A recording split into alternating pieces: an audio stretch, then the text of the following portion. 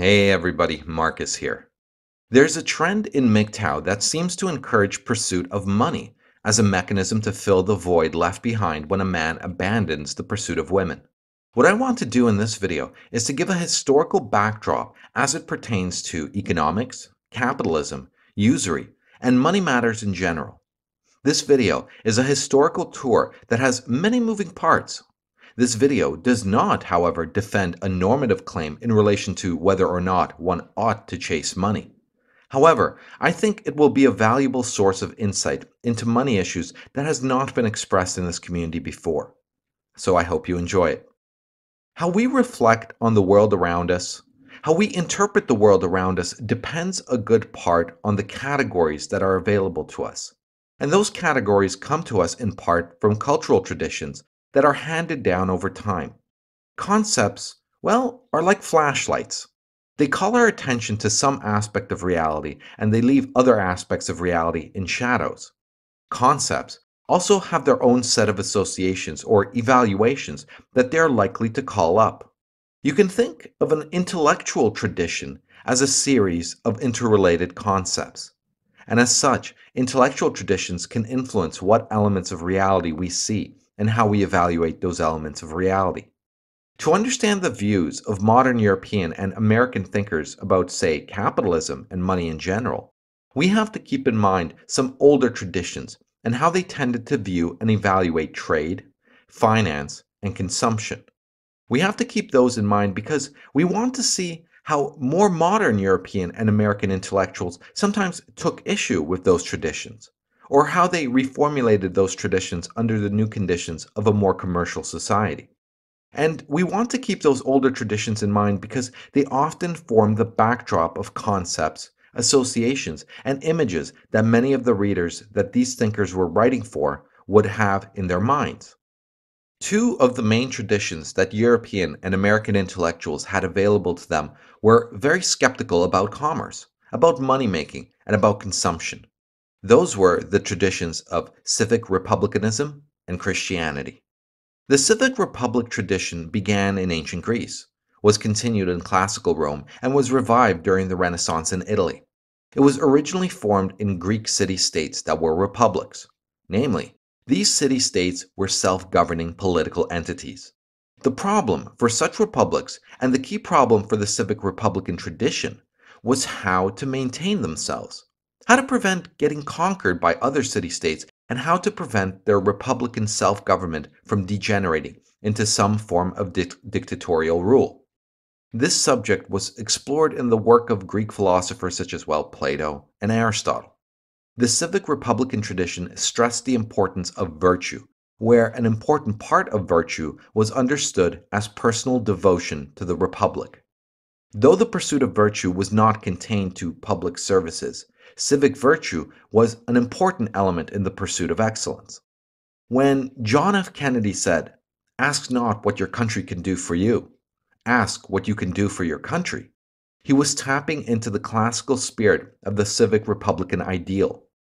What you were supposed to do for your country, if you were a citizen, was two things above all. Firstly, you had to be prepared to fight for your city-state. Secondly, you had to take a role in governance. You had to devote a good deal of time to public affairs in discussing how the city-state should be run. You had to be prepared to fight for it because these city-states were often at war with other city-states. In this situation, defeat meant the end of self-governance. The ideal of virtue applied only to citizens, and citizens made up a minority of the population. Only adult males could be citizens. Indeed, as I have said in several videos before, the root of the word virtue, namely vir, is the Latin for man or male. So, citizenship was only open to adult males, and most males in the Greek city-states and in the later Roman Republic were not citizens. Many of them were slaves or artisans without the status of citizens. To be a citizen meant to be the head of an economically self-sufficient household. That is what the word economy originally meant, actually. It was the science of the self-sufficient household. We refer to this concept today, well, as home economics. The free citizen was not supposed to have to devote himself to economic activity beyond managing his estate, where most of the work would be done by slaves or artisans. The virtuous citizen was also supposed to be magnanimous, namely, large minded. But to be concerned with making a living was considered to be small minded. This meant that virtue was only possible for those who did not have to work to make a living, as others were making it for them. Of course, this needs to be understood as being contained to civic virtue. Personal excellence, though made easier by leisure, was and still is possible for those who had to work to make a living. The great fear within the civic republican tradition was corruption, namely, that people would use their government positions to enrich themselves as individuals rather than looking out for the welfare of the city. Such corruption could lead to the decline of the city-state. So, citizens had to be economically independent. Citizens who used their vote or government positions to enrich themselves were seen as corrupt. The civic republican tradition was very suspicious of those who actually made their livelihood from trade as opposed to farming on the land. As Aristotle puts it, in the city that is most finely governed, citizens should not live a vulgar or a merchant's way of life, for this sort of life is ignoble and contrary to virtue. But why was Aristotle so suspicious of commerce? That is to say, why was Aristotle so suspicious of a life of buying and selling goods at a profit? Aristotle argued that the pursuit of money has no obvious natural end to it. It has no stopping point and it tends towards excess. If you were a farmer, or you owned an estate that was worked by slaves or artisans, then you knew what you needed to have enough to feed, clothe, and support your family and servants in the traditional manner. You would then produce enough to try and do just that. In other words, in such a situation, money existed as a means to provide for a known, limited, traditional standard of living. But if you were a merchant who supported himself by making money through buying and selling, how would you know when you have had enough? Aristotle thought that the pursuit of wealth lacks any intrinsic limit, so it is prone to excess. Aristotle believed that this applied to everyone. However, as far as merchants were concerned, they were particularly susceptible to this problem of excess. He called this problem pleonexia, which can be translated as overreaching or greed. So, the civic republican tradition, which emphasized civic virtue, tended to look down on those who made a living through trade. It provided a way of looking at the world that was suspicious of the political effects of commerce. By the 17th and 18th centuries, thinkers were developing the civic republican tradition in a direction that made it more compatible with commerce. But for now, it is important to remember this suspicion and disdain present in classic civic republicanism for commerce.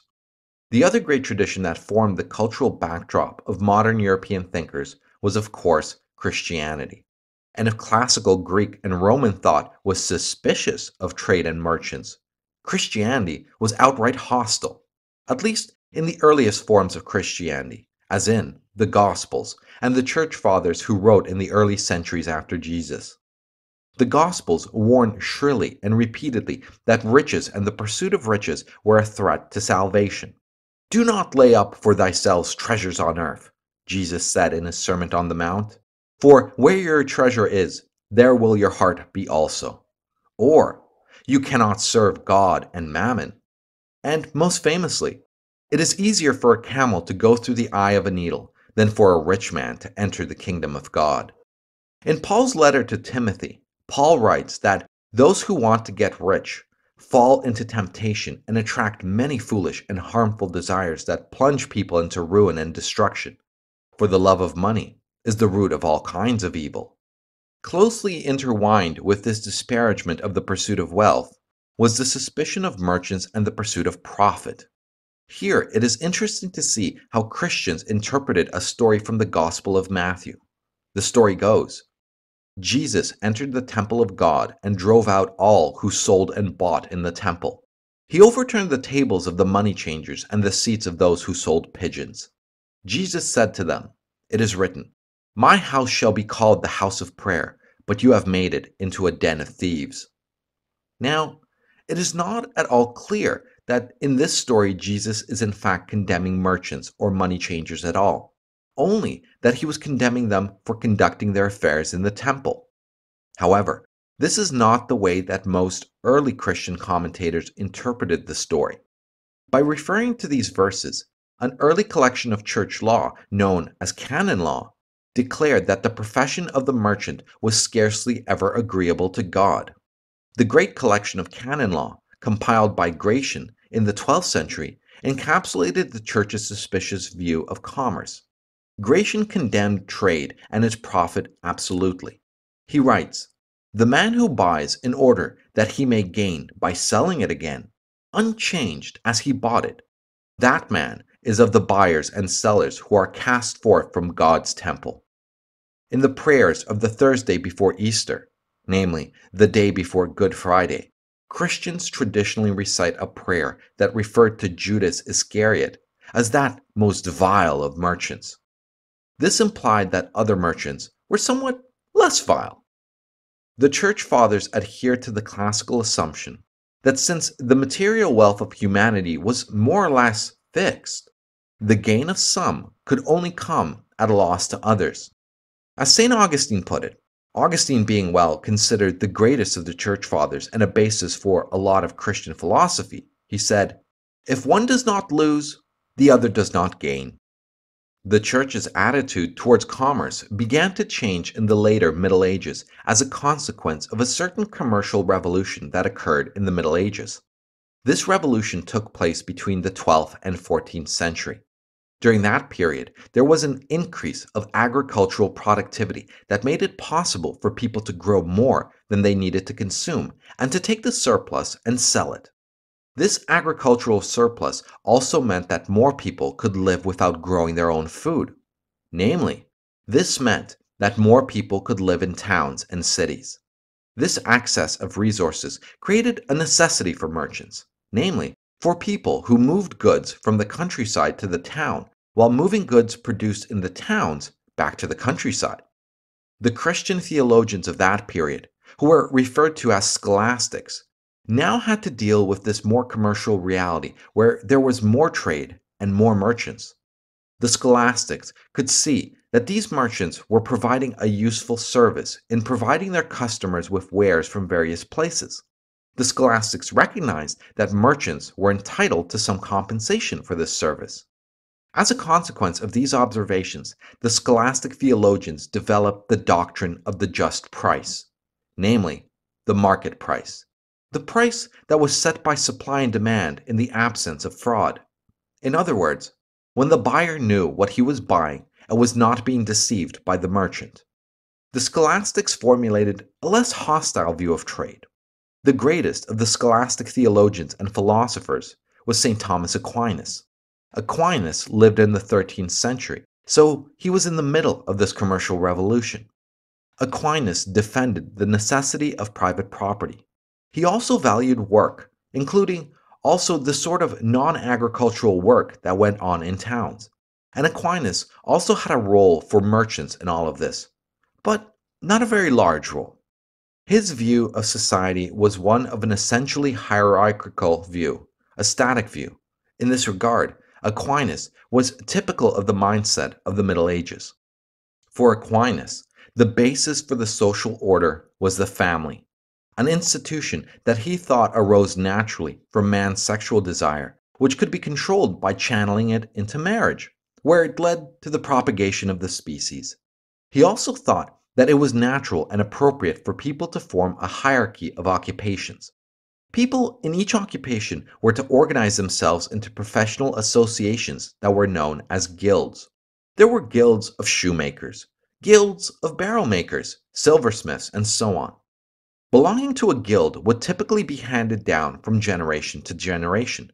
So, economic life, in the conception of Aquinas, should be ordered to provide the male head of the family with enough income to support his family. But what was enough? What was the right standard? The answer Aquinas gave, as did most medieval thinkers, was the customary standard, namely, the standard that was traditional for people in a given position in the social hierarchy. Under this conception of society, everyone ought to know his place. People were not supposed to aspire to change their place in society. That is to say, there was no conception of upward or downward social mobility. A good society was one in which every husband could support his family in the traditional manner. It was wrong to want more. It was wrong to want to move out of the position of society into which God put you into. Though those scholastic thinkers found a place for trade and for merchants, they still remained highly mistrustful of them. The scholastics thought that merchants were more tempted than others by the sin of avarice, the desire to have more than one's fair share. Remember, for Aquinas and other scholastic thinkers, one's fair share was one's traditional share. The desire to improve one's social status, to move up in the social ladder, was suspect in of itself. As such, to try to get richer was itself a sign of the sin of pride and a danger to one's soul. Therefore, a danger to one's eternal salvation. We find hints of this view after the Reformation as well. Protestant theologians tended to be less suspicious of trade, but they were no less convinced that the pursuit of riches threatened salvation. We find sermons on the theme of the dangers of the pursuit of wealth among Dutch Calvinists, English Puritans, and in many Protestant churches thereafter. If medieval Christian thinkers were suspicious of the merchant who bought and sold goods in order to make a profit, they were absolutely hostile to merchants of money, namely, people who lent out money to make a profit from it in the form of interest. This attitude seems to exist even today, as can be witnessed by people's hostility towards bankers and banks. Lending money at interest was known as usury. Usury was a sin. Today, the term usury is used to usually mean excessive interest, but in the Christian tradition, it meant any interest whatsoever. Now, what is so bad about lending out money at interest? Well, the scholastics got their hostile view towards usury from two sources. The first is a biblical source. It comes from the book of Deuteronomy, where it says, "You may lend with interest to foreigners, but to your brother you may not lend with interest." The Jewish understanding of this verse was that Jews were forbidden to lend money at interest to their brothers, namely, to other Jews. This was a direct commandment to them from God. It did not have wider ramifications. The interpretation of this verse by the Catholic scholastic theologians was that the lending of money at interest was always sinful. They argued that all Christians were brothers, and therefore they could not lend money at interest to anyone. These Christian theologians cited this verse from Deuteronomy, but they also cited Aristotle as another source of why usury was not to be practiced. Aristotle had argued that the lending of money for profit was unjust because it was unnatural. Money, Aristotle says, is sterile. It cannot produce more money, and therefore someone who uses money to produce more money for himself, in the form of interest, was committing an unjust act. The medieval Catholic scholastics adopted this argument. They asserted that the prohibition of usury was part of natural law, namely, that it ought to apply to everyone. So, the scholastic view, the Catholic view, was that lending money at interest was unnatural, unjust, and sinful. As such, usury was expressly forbidden by the Second Lateran Council of 1139. Now, this focus on usury was taking place at the very time when the role of commerce in European life was starting to expand. And where you have commerce, you have people who need to borrow money. Indeed, it is hard to have much commercial activity without the possibility of borrowing money. It is also hard to get people to lend out money just out of the goodness of their hearts. So, a mortal sin of theology became a mortal necessity of economic life. As one will put it, those who engage in usury go to hell. Those who fail to engage in usury fall into poverty. One way by which the Church resolved this dilemma between the sinfulness of usury and the necessity of money lending beginning in the 12th century was to prevent the evil of Christian usury by allowing Jews to engage in that forbidden economic activity. Remember, in most of Europe in the Middle Ages, Jews were the only tolerated non Christian minority. Jews were not subject to the prohibitions of canon law. The idea was that the Jews were going to hell anyways due to their repudiation of Christ, so they might as well be allowed to engage in usury. In this way, there began an association of money making with the Jews, an association that would further taint attitudes towards commerce amongst Christians. That is part of the importance of the condemnation of usury and its association with the Jews in medieval Christian culture. Usury is not easily distinguished from merchant activity in general. If trade involves buying something with money in order to sell it for more money, then how different is that from using money to make more money by lending it out? A great deal of attention was devoted by the scholastic theologians to just this problem. What are legitimate forms of commerce, and what are illicit forms of commerce that smack of usury, which was unnatural and sinful? Since it was hard for the theologians to draw this line, it was even harder for common people to draw the line. So, the condemnation of money lending as sinful tended to cast a shadow of suspicion over many aspects of merchant activity. Not only that, but the term usury came to be applied more broadly to other forms of economic activity that were seen as socially harmful. Usury, then, was a stigmatized category. It was that category of economic activity that was religiously and morally abhorrent. The religious burden, or the negative connotations of usury, were extended by the fact that this stigmatized activity was attached to the stigmatized minority, namely the Jews. The Jews were stigmatized in the first sense in that they were inherently sinful and therefore hellbound. The second stigma laid on them was that of usury. That is to say, usury was something that could only be conducted by those who were outside the community of the faithful. It was not the case that Jews were the only ones who lent out money at interest during the Middle Ages. Some Christians did so too, including kings and even monasteries. But they were not supposed to. The Christians who did lend out money at interest were chastised with the worst insult that Christian theologians could think of, namely, that they were acting like Jews. Lending out money at interest was often described as Judaizing. This stigmatization of money lending, through its association with the Jews, was important for another reason as well. Let us recall Aristotle's notion that money was sterile. This association between money lending and the stigmatized concept of usury, coupled with the notion that money is sterile, had all sorts of connotations that continue to influence the way in people thought about money. Beneath the condemnation of merchants and of money lending was the assumption that only those people whose work produced sweat was real work. Every peasant and physical laborer in general tended to hold this idea as a belief. He has to work hard. He sweats. He works with his body, and therefore he is entitled to something. In earlier times, many people simply could not imagine that production could be increased by products of the mind, by the decision to invest resources in one place rather than another, to buy one thing rather than another, to buy it at the right time and to sell it at the right time. All of this requires gathering information and analyzing information. The economic value of gathering and analyzing information simply was beyond the mental horizon of most of those people who worked on the land or who worked with their hands.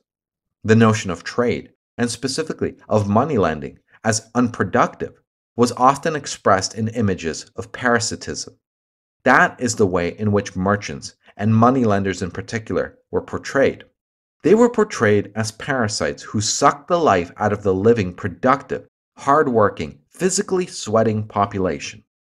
So, the priests and those influenced by them tended to regard merchants as moral parasites. The nobles, whose way of life was based on fighting, tended to regard merchants as unmanly cowards. That, then, was the intellectual backdrop against which European intellectuals came to think about capitalism, money, usury, and so on.